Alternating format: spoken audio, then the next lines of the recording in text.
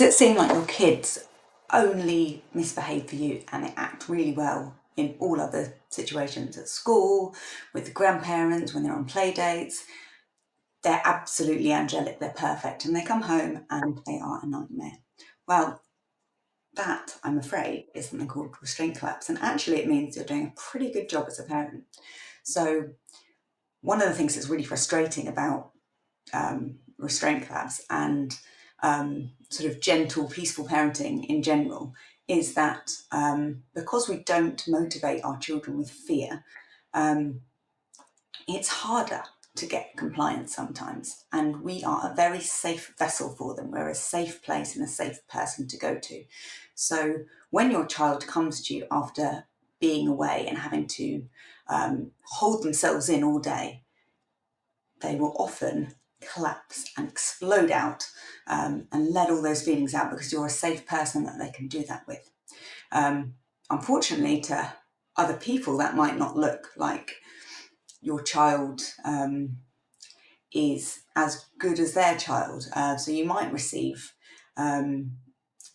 judgment, you might receive helpful comments about how you might be able to get your children to do better, perhaps, punishing them or using consequences. I'm sure all of us have heard this before, maybe suggestions that we're spoiling our children. We might get looks in the playground. Yeah, that's them again. And it can feel really bad as a parent. It can feel like, am I doing the right thing? And you start to have this fear, like, does it say something about you? Does it say something about how you parent? Does it say something about your child? Is this setting precedent for what it's going to be like in the future? And we can get quite confused and conflicting messages about whether we're doing the right thing or not. So I'm here to tell you that if your child is doing this, it's probably because you're doing exactly the right thing. You're a safe person for them. So why does it happen and what is it? It's a term that was coined by Andrea Lowen-Nair. She calls it restraint collapse after school. I refer to it as just restraint collapse because I don't think it is limited just to school, although it certainly happens at school. It can also be sort of extended periods away, sort of a full day's being looked after at nursery, at the grandparents, with somebody else. Basically any environment where your child is having to behave. And our kids want to do well, right? And they want to fit in and they want to do the best they can. And in environments like, formal environments like school, or where they're with people who they don't know quite so well, even though they might know them pretty well, they're going to have to work really hard to fit in, to suppress their emotions, to restrain themselves physically from the sort of urges that they might have, to sort of fit into the box required by that situation. And school's a typical example of that because there's so much going on. There's often a lot of sensory stuff going on. There might be conflicts in the playground, and your child is having to navigate all of that and hold all of that. It's additionally hard if your child is particularly sensitive, has sensory processing issues, or is neurodivergent, because they've got to work that much harder than other children. And I can tell you that it is absolutely, definitely a thing. As a child, I remember experiencing this, and I remember feeling like there was something wrong with me. And you don't want your children to feel that.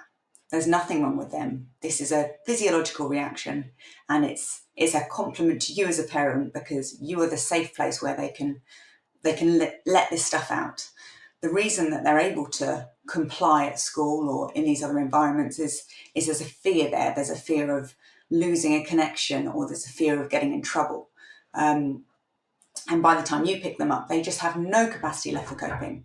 And so they let all that out in the form of restraint collapse. So what does this look like? It can look like meltdowns. They can be crying at really small things, fighting and arguing with their siblings, having a lack of impulse control or sort of risky behaviour, like sort of running out into the road because they're so cross and upset. They might display defiance or refuse to do things. They may say that they can't do things because it's just too hard or they're just too tired. And the key is really to believe them. The other thing is that it can also happen in adults.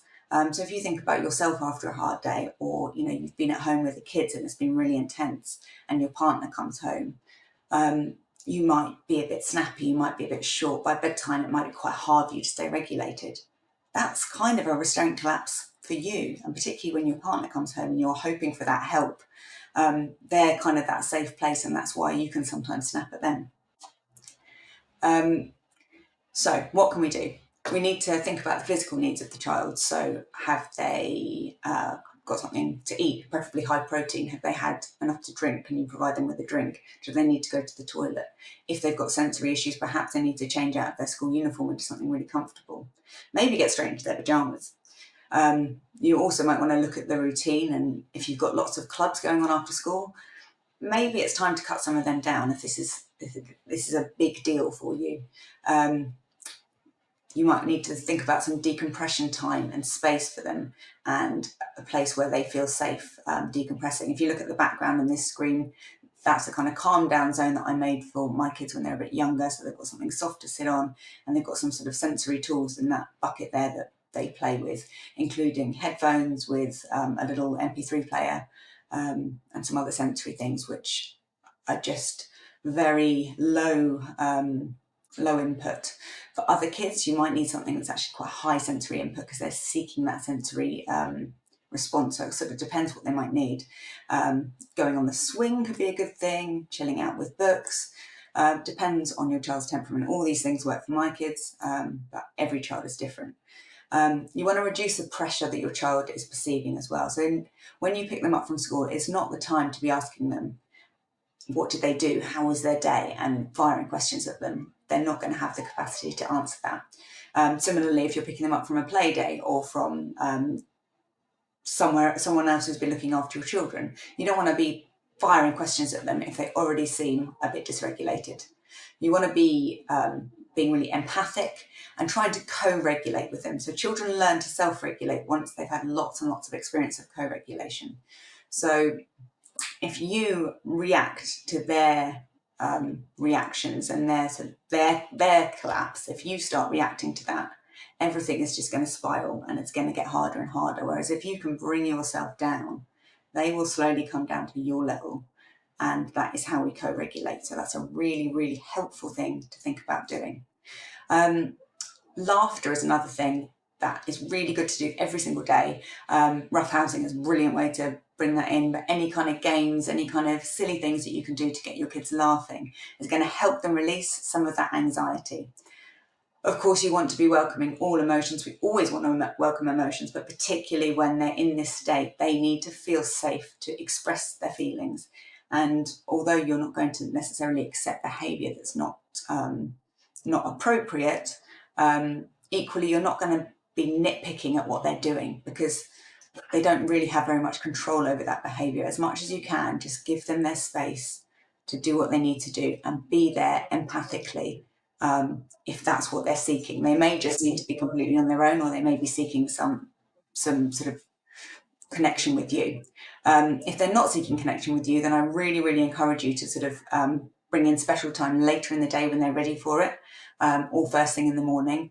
But a time when they can rely on having that connection with you is going to really help them to feel safe, feel connected, and get through the tricky feelings. And it may be like the second stage of getting through those tricky feelings. And the last thing is predictability. So this could be scheduling in special time. It could be clarifying what the day is going to look like ahead of time.